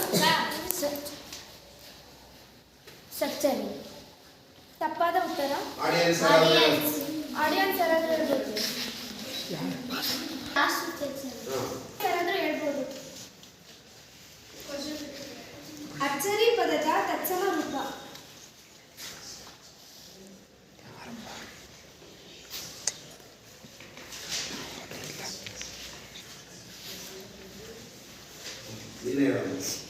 ಅಚ್ಚರಿ ಪದದ ತತ್ಸಮ ರೂಪ ಆಶ್ಚರ್ಯ. ನೇರ ಪ್ರಶ್ನೆ. ಕಾರಂತ ತಂಡಕ್ಕೆ ಅಮೃತ ಪದದ ತದ್ಭವ ರೂಪ.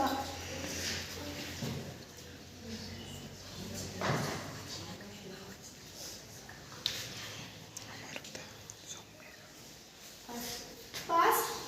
ಕುವೆಂಪು ತಂಡಕ್ಕೆ ಅಮೃತ ಪದದ ತದ್ಭವ ರೂಪ.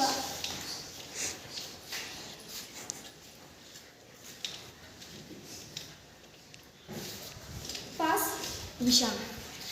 ತಪ್ಪಾದ ಉತ್ತರ. ಸಾಮರ್ಥ್ಯ. ಅಮರ್ದು ಕರೆಕ್ಟ್ ಹೇಳ್ಕೊಂಡು. ಸರಿಯಾದ ಅಮರ್ದು ಸಾಮರ್ಥ್ಯ ಅಲ್ಲ. ಏಳನೇ ಸುತ್ತನ್ನು ಭಾವಚಿತ್ರದ ಸುತ್ತನ್ನು ನನ್ನ ಸ್ನೇಹಿತೆಯಾದ ಅಮೃತ ಸಿ ನಡೆಸಿಕೊಡಲಿದ್ದಾರೆ. ಕುವೆಂಪು ತಂಡಕ್ಕೆ ಮೊದಲನೇ ಭಾವಚಿತ್ರ. ಸರಿಯಾದ ಉತ್ತರವನ್ನು ನೀಡಿದ್ದಾರೆ. ಬೇಂದ್ರೆ ತಂಡಕ್ಕೆ ನೇರವಾದ.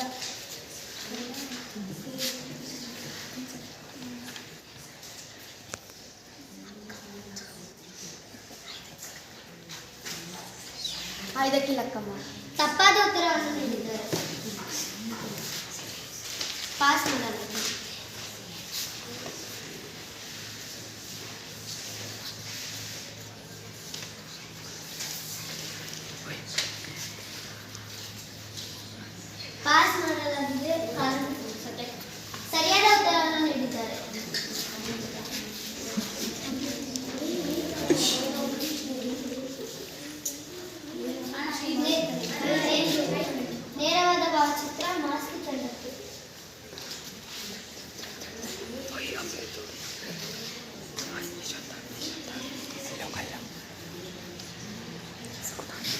ಅಂಬಿಗರೆ ಚೆನ್ನಾಗಿ ಚೌಡಯ್ಯ ಸರಿಯಾದ ಉತ್ತರ.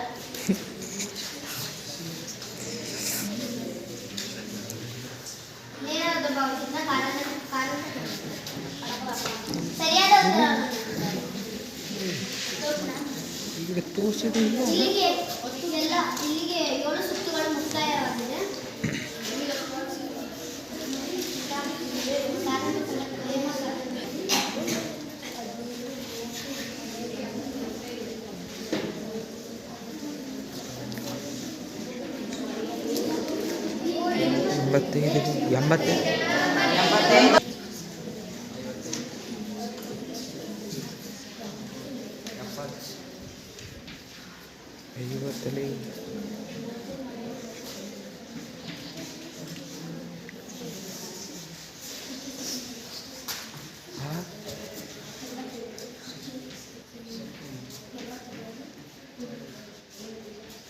ಎಂಬತ್ತೈದು ಅಂಕಗಳನ್ನು ಗಳಿಸಿ ಕುವೆಂಪು ತಂಡವು ಪ್ರಥಮ ಸ್ಥಾನವನ್ನು ಪಡೆದಿದೆ.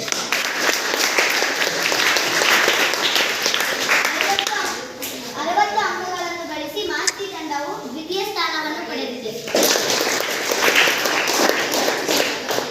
50 ಅಂಕಗಳನ್ನು ಗಳಿಸಿ ಬೇರೆ ತಂಡವು ತೃತೀಯ ಸ್ಥಾನವನ್ನು ಪಡೆದಿದೆ. ಇಲ್ಲಿಗೆ ರಸಪ್ರಶ್ನೆ ಕಾರ್ಯಕ್ರಮವು ಮುಕ್ತಾಯಗೊಂಡಿದೆ.